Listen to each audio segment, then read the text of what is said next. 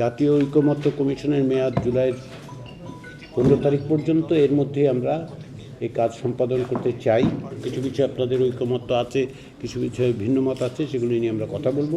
আমরা সকলে এক পক্ষ, আমরা পথ খুঁজছি যাতে করে আমাদের লক্ষ্যগুলি অর্জনের পথ আমরা সুনির্দিষ্ট করতে পারি, একত্রে অগ্রসর হতে পারি।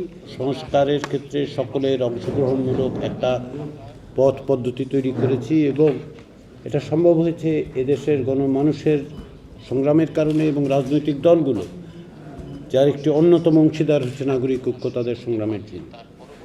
ফলে আজকে এই আলোচনায় আপনাদের মতামত এবং এগুলি আমি সূচনা বলে বিবেচনা করি, এই অর্থে যে আলোচনা অব্যাহত থাকবে। আপনাদের মতামতগুলো কিছু কিছু ব্যাখ্যা বিশ্লেষণ আমরা আজকে কথা বলবো। কিছু বিষয়ে আপনাদের ঐকমত্য আছে, কিছু বিষয়ে ভিন্নমত আছে, সেগুলি নিয়ে আমরা কথা বলবো এবং আমরা আশা করছি যে এই প্রক্রিয়াটা অব্যাহত রাখার মধ্য দিয়ে আমরা একটি জায়গায় দাঁড়াতে পারবো যেখানে আমরা একটা জাতীয় সনদ তৈরি করতে পারব।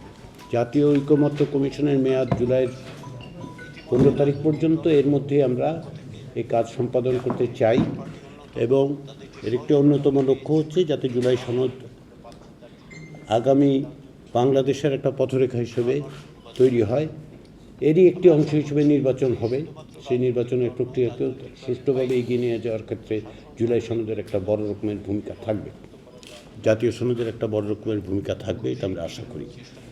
তো আসুন আমরা সকলে মিলে, যেটা আমরা বারবার বলি, আলোচনায় আমরা টেবিলের দুই দিকে বসলেও আসলে আমরা দুই পক্ষ নই, আমরা সকলে এক পক্ষ, আমরা পথ খুঁজছি যাতে করে আমাদের লক্ষ্যগুলি অর্জনের পথ আমরা সুনির্দিষ্ট করতে পারি, একত্রে অগ্রসর হতে পারি, ঐক্যের মধ্যে দিয়ে অগ্রসর হতে পারি, যে ঐক্যের মধ্য দিয়ে আমরা একটি ফ্যাসিবাদী শাসনকে হটাতে সক্ষম হব।